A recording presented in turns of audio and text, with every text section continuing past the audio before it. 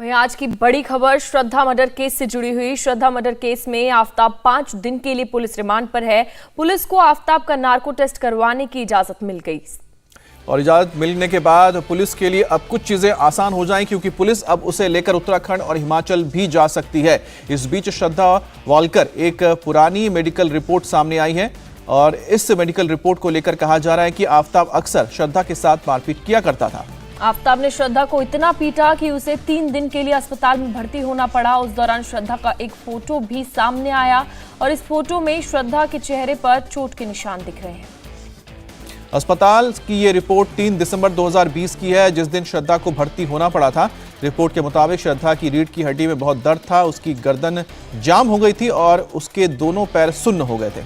3 दिन तक अस्पताल में रहने के बाद श्रद्धा को कई दिनों तक फिजियोथेरेपी करवानी पड़ी और पुलिस अब इन सारी बातों को अपनी जांच में शामिल करेगी। अब जैसे जैसे मर्डर केस की परतें खुलती जा रही हैं, वैसे वैसे पूरे देश में लोगों का गुस्सा भी बढ़ता जा रहा है।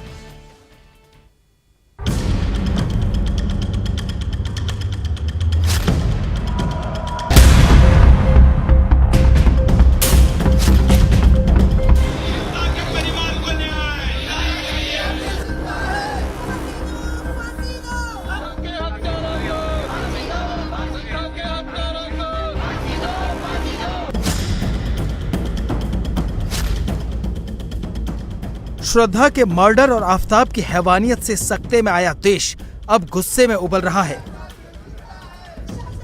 आफताब के लिए सीधे फांसी की मांग हो रही है।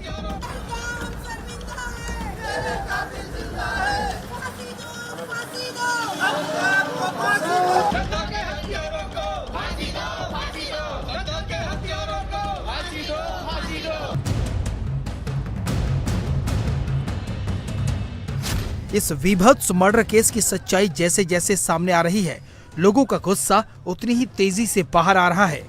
दिल्ली से लेकर मुंबई तक श्रद्धा के लिए प्रार्थना सभाएं हो रही हैं, तो आफताब के लिए फांसी का तख्ता मांगा जा रहा है। पब्लिक जल्द से जल्द इंसाफ चाहती है। लोग इसलिए भी गुस्से में हैं क्योंकि जो बातें सामने आ रही हैं वो बता रही है कि आफताब को मारपीट करने की आदत थी। वो कई बार श्रद्धा को पीट चुका था और इसका एक और बड़ा सबूत सामने आया है और वो सबूत है श्रद्धा की मेडिकल रिपोर्ट।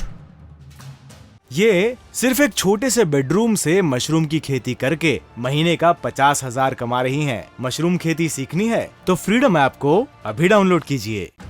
साल 2020 की ये मेडिकल रिपोर्ट बताती है कि आफताब श्रद्धा को इस कदर पीटा करता था कि उसे अस्पताल में भर्ती होना पड़ा। पहले श्रद्धा की ये फोटो देखिए। दोनों आंखों के बीच में, गालों पर हर जगह चोट के निशान हैं। इसके अलावा अस्पताल की रिपोर्ट का पेज नंबर 4 सारी कहानी बयान कर रहा है। सबसे पहले देखिए 3 दिसंबर 2020 दोपहर 12:18। ये एडमिशन की तारीख है। श्रद्धा को इस कदर पीटा गया कि उसकी पीठ में बहुत तेज दर्द हो रहा था। उसे बार बार उल्टियां करने का मन कर रहा था। वो अपनी गर्दन भी नहीं हिला पा रही थी। उसकी गर्दन जाम हो चुकी थी। पिटाई की वजह से उसके दोनों पैर सुन्न हो गए थे। अस्पताल में दाखिले के वक्त श्रद्धा ने बताया कि ये दर्द पिछले 4-5 दिनों से है। यानी पिटाई के 5 दिन बाद श्रद्धा से जब बर्दाश्त नहीं हुआ तो वो अस्पताल आई। 3 दिन तक श्रद्धा अस्पताल में भर्ती रही। उसकी रीढ़ की हड्डी में चोट थी। राहत के लिए फिजियोथेरेपी तक करवानी पड़ी।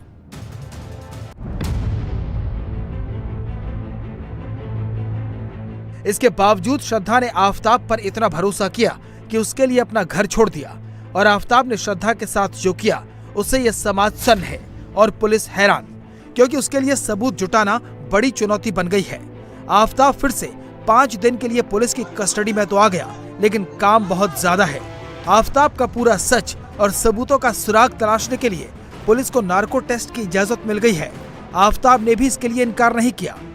एक्सपर्ट के मुताबिक नार्को टेस्ट के लिए सोडियम पेंटोथल, स्कोपोलामाइन और सोडियम अमाइटल जैसी दवाएं दी जाती हैं। ये एक तरह का एनेस्थीसिया होता है जिसमें आरोपी न पूरी तरह होश में होता है और न ही बेहोश। नार्को टेस्ट के दौरान मॉलिक्यूलर लेवल पर किसी शख्स के नर्वस सिस्टम में दखल देकर उसकी हिचक कम की जाती है।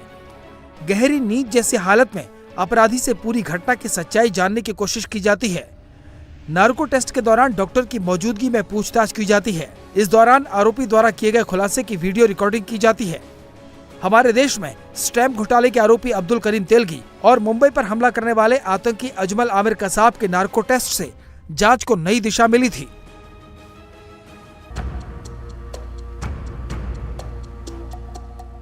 पुलिस महरौली के जंगलों की खाक छान चुकी है, क्राइम सीन रिक्रिएट कर चुकी है, लेकिन अभी जांच लंबी चलेगी।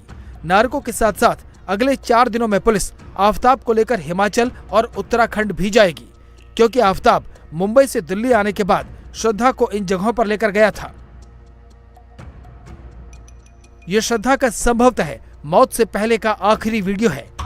4 मई यानी श्रद्धा के मर्डर से 14 दिन पहले ये वीडियो बनाने वाला शख्स आफताब पूनावाला ही है। इसी साल मार्च के महीने में दोनों ने आपसी झगड़े खत्म करने के लिए एक दूसरे के साथ समय बिताने का फैसला किया और दोनों ने लंबी छुट्टी मनाने का प्लान बनाया। हिमाचल और उत्तराखंड के ट्रिप्स भी लगाए। ऋषिकेश में ही श्रद्धा ने ये इंस्टा रील भी बनाई थी, जो उसने 4 मई को अपने अकाउंट पर पोस्ट की। पूछताछ में आफताब ने बताया कि उसे हिमाचल में महरौली का एक शख्स मिला था। उसी ने आफताब को किराए पर रहने के लिए घर दिलवाया। दिल्ली पुलिस इन लोकेशंस पर भी जाने की तैयारी कर रही है।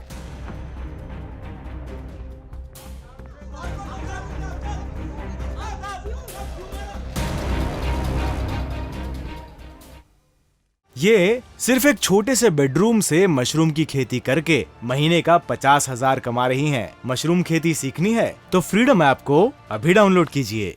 आफताब कितना शातिर है, इसका एक और बड़ा सबूत हाथ लगा है। आफताब ने श्रद्धा का मर्डर करने के साथ ही ये प्लान भी बना लिया कि वो इस वारदात को हमेशा के लिए दफन कर देगा। आफताब की पूरी कोशिश थी कि किसी को श्रद्धा के बारे में कुछ पता ना चले, लेकिन श्रद्धा के मर्डर का खुलासा होते ही उसकी सारी साजिश का भी भंडाफोड़ होने लगा।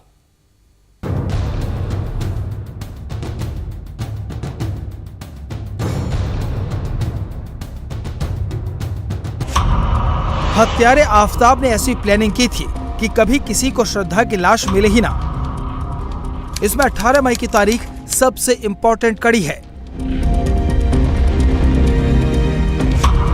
18 मई की शाम तक श्रद्धा सोशल मीडिया पर एक्टिव थी। उसी से जुड़ा एक स्क्रीनशॉट सामने आया है। 18 मई को श्रद्धा ने अपने एक दोस्त को शाम 4:34 पर एक मैसेज किया। मैसेज में श्रद्धा ने लिखा, dude, I have got news. I got super busy with something. इसके जवाब में श्रद्धा के दोस्त ने शाम 6:30 बजे पूछा, What's the news? इसके बाद श्रद्धा ने कोई जवाब नहीं दिया। उसी रात आफताब ने गला दबाकर श्रद्धा की हत्या कर दी। फिर अचानक 4 महीनों बाद कुछ हुआ। श्रद्धा ने अपने जिस दोस्त को 18 मई की शाम को मैसेज भेजा था, उसने 27 सितंबर को श्रद्धा के ही नंबर पर मैसेज भेजकर पूछा, Where the hell are you? फिर उसी दोस्त का दूसरा मैसेज आया, Are you safe? इससे पहले श्रद्धा के दोस्त ने आफताब को भी सितंबर में इंस्टाग्राम पर मैसेज किया था और पूछा था, Bro, what's up? Where you all been? Need to talk to you all. Tell Shraddha to call me. Instagram पर जब आफताब ने कोई जवाब नहीं दिया तो श्रद्धा के दोस्त ने 2 ऑडियो कॉल भी किए, लेकिन आफताब ने कॉल पिक नहीं की।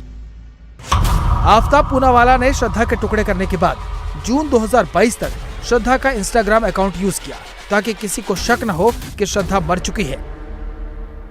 दिल्ली पुलिस के सूत्रों के मुताबिक आफताब ने पूछताछ में बताया है कि उसने श्रद्धा के फोन को ठिकाने लगाने से पहले उसके फोन का पूरा डेटा डिलीट कर दिया था। इंडिया टीवी हर वक्त हर जगह डाउनलोड करने के लिए सर्च करें India TV news Google play store या ऐप स्टोर पर।